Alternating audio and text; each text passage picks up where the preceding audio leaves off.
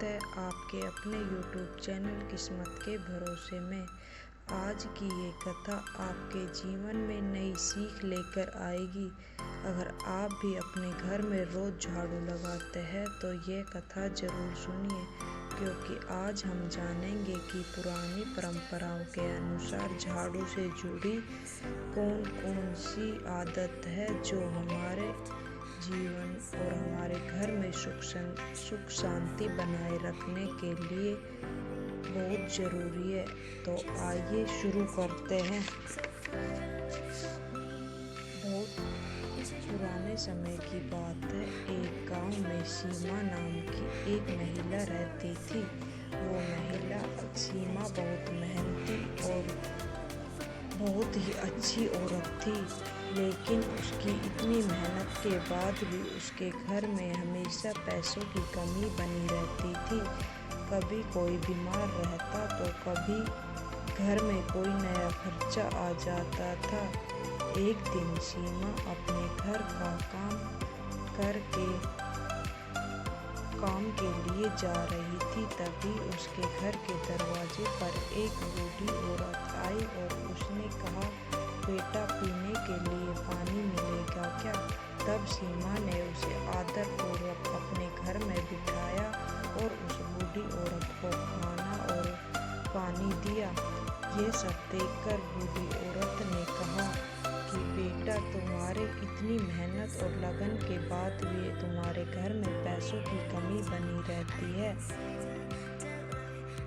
तुम्हारे घर में कुछ ऐसी आदतें हैं जिसके कारण तुम हमेशा परेशान रहती हो। यह सुनकर सीमा बहुत अचंभित हुई और उसने कहा, माँ, इसके बारे में मुझे कभी किसी ने नहीं बताया। क्या आप इसके बारे में मुझे बता सकती हो? यह सुनकर बूढ़ी औरत बोली, बेटा, झाड़ू के बारे में मैं तुम्हें। तब बूढ़ी औरत ने कहा कि पहली सीख, झाड़ू को कभी घर के बीचों बीच ऐसी जगह नहीं रखना चाहिए जहाँ सबकी नज़र पड़े। झाड़ू को सम्मानपूर्वक कहीं उचित जगह रखना चाहिए। यह सुनकर सीमा ने कहा, इसके बारे में मुझे पहले कभी किसी ने नहीं बताया। दूसरी सीख, वृद्धा ने कहा, झाड़ू को कभी पैर नहीं लगाना चाहिए, क्योंकि झाड़ू को हम लक्ष्मी का रूप मानते हैं और इससे माता लक्ष्मी का अपमान होता है। तीसरी गलती, यदि झाड़ू ज़्यादा पुरानी हो जाए या फिर टूट जाए तो हमें उसे लंबे समय तक अपने घर में नहीं रखना चाहिए। हमें झाड़ू को सम्मानपूर्वक बदल लेना चाहिए। यह सुनकर सीमा ने कहा कि माता, मैं आज के बाद ऐसा ही करूँगी। सीमा ने वृद्धा की बात मानी और इन सभी बातों को ध्यान में रखा। धीरे धीरे सीमा के घर की स्थिति सुधरने लगी। एक दिन सीमा ने वृद्ध महिला को दोबारा देखा और उसके पैरों में झुककर प्रणाम किया। यह देखकर माता ने कहा कि यह घर में सुख शांति वस्तुएं बदलने से नहीं बल्कि अनुशासन, मेहनत और लगन से आती है।